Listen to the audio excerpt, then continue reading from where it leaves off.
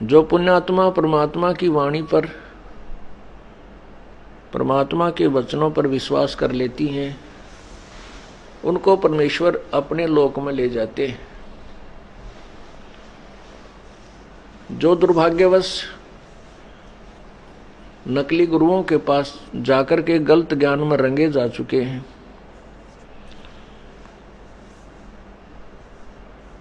वो नादान प्राणी सत्य को सुनना भी नहीं चाहते,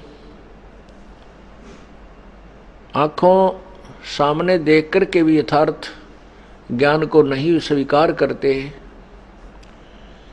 वो बहुत कर्महीन प्राणी हैं, उनके पुण्य अधिक नहीं है, पिछले संस्कार ठीक नहीं है।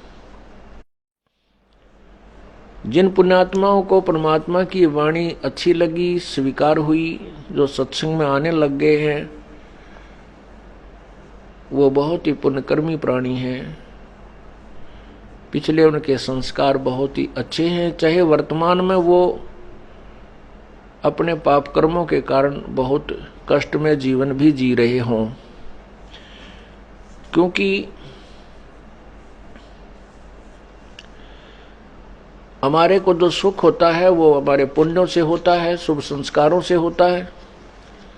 जो हमें कष्ट होता है वो हमारे पिछले पाप कर्मों से होता है। और पाप कर्म जब तक हमारे समाप्त नहीं होंगे, पाप कर्म हमारे नष्ट नहीं होंगे, तो हमारे दुखों का अंत नहीं हो सकता। जैसे किसी के पैर में कांटा लग गया हो, वो पीड़ा जो है उस कांटा लग जाने के कारण हो रही है। जब तक वो कांटा नहीं निकलेगा तब तक पीड़ा समाप्त नहीं हो सकती। तो बुद्धिमान व्यक्ति, जैसे छोटे बच्चे होते हैं, उनको कांटा लग जाता है, वो बैठ कर रोने लग जाते हैं, चलते नहीं हैं।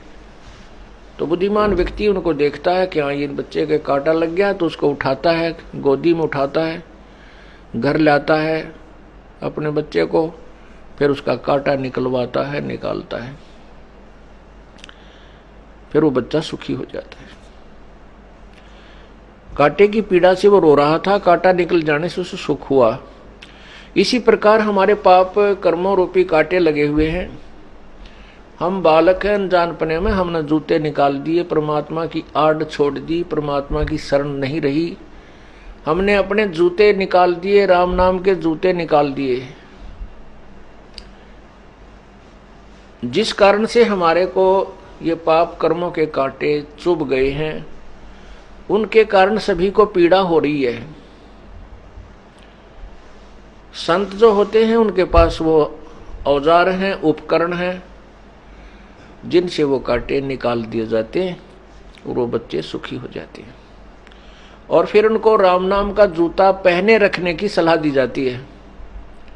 फिर वो बच्चे जिनके पैरों में पीड़ा थी, उनको पता लग गया था कि तुम्हें पीड़ा जो है कांटा लगने से हुई, कांटा लगा नंगे पैरों से, या जो जूते चप्पल पहन रखी थी वो कांटों से प्रोटेक्शन नहीं कर सकते थे, बचाव नहीं कर सकते थे। जैसे कोई नाम जाप करते हैं, जैसे तीनों गुणों रजगुण ब्रह्मा सदगुण विष्णु तमगुण शिव जी की उपासना भी करते हैं, ब्रह्म की, माता की, दुर्गा की, मसाणी की, ब्रह्म की, परब्रह्म की, इनकी पूजाओं से ठीक है कुछ राहत तो मिलती है, लेकिन पाप रूपी वो कांटे नहीं निकलते।